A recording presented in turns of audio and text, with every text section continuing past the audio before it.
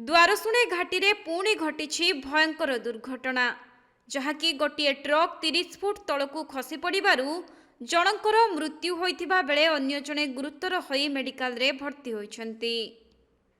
मिलिथिबा सूचना अनुसार मयूरभंज जिला बांग्रिपोषी दे जाइथिबा 49 नंबर जातीय राजपथर द्वारशुणी घाटी रास्ता रे गतकाली एक लुहा पथर बोझेई ट्रक कलिकता अभिमुखे जाउथबा समय रे सामना पटु आसुथिबा अन्य एक ट्रक को धक्का देबा परे भारसाम्य हराई घाटी रास्तार 30 फुट तलकू खसी पड़िथिला।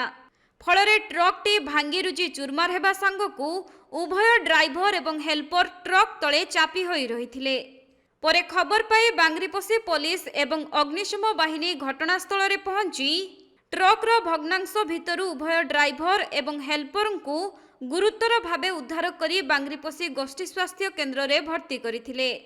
किंतु सेठारे हेल्पर एसके नूर आलम को डाक्तर मृत घोषणा करिथिबा बेले ड्राइवर इजदुल साहांकर प्राथमिक चिकित्सा परे तांकू बारिपदा को स्थानांतर करा जायथिबा जणा पड़िछि।